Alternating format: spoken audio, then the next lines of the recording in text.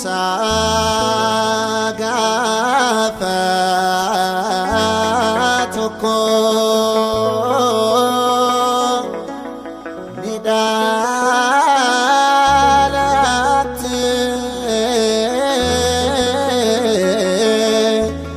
ati Waaqayyo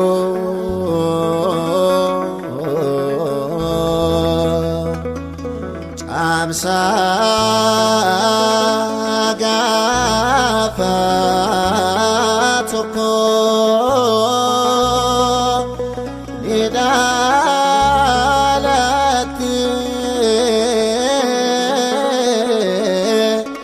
ati Waaqayyo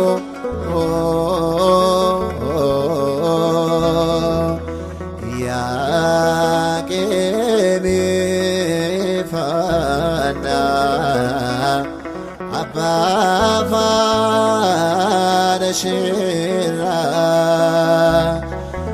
Yakemi Fana Abba Father Shira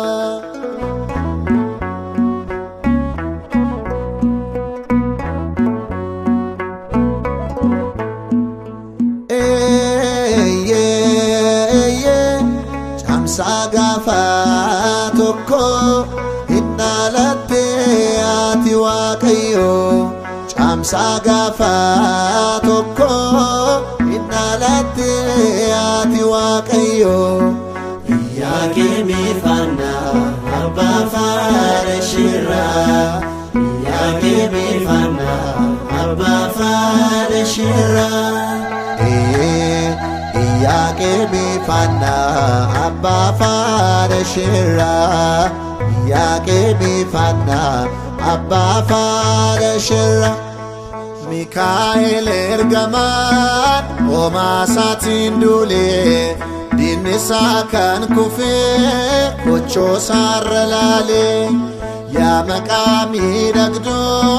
Oman si jallate Ayyena namoota sababa kan taate Yakemi Fana Abba Father Shira Yakemi Fana Abba Father Shira Yakemi Fana Abba Father Shira Yakemi Fana Abba Father Shira Abjuna kakili ante taf pedrika nalota jaffa kan mulate maka radipi famton adesa kandese adesi chakesa adon chalakise Yakemi Fana Abba Father Shira Yakemi Fana Abba Father Shira Yakemi Fana Abba Father Shira Yakemi Fana Abba Father Shira Atbal balabaha adochi silmake balbala chofamcho aneske large Gaa'ela eebbifamaan kayyootiif dhalatte addunyaa hundumaaf badhaasa kennamte Yakemi Fana Abba Father Shira Yakemi Fana Abba Father Shira Yakemi Fana Abba Father Shira Yakemi Fana Abba Father Shira Ifaan guutamera garri Libaanosi Iftii todaalate haadha Yesuusi sirraa baranneerraa galata saaflannaa Waaqa sinuuf kenneef ilillee galchinaa Yakemi Fana Abba Father Shira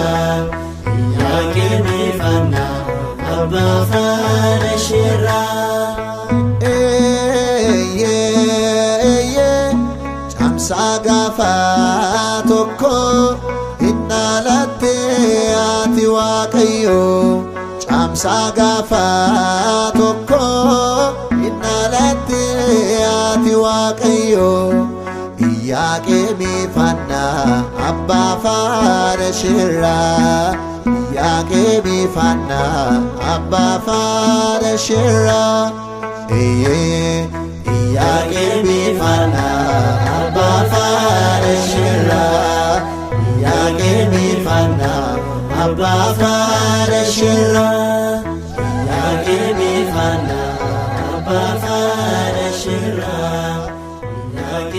Ya dubarooti akka warra kaanii fedha fooniif ejjaan kan dhalatte miti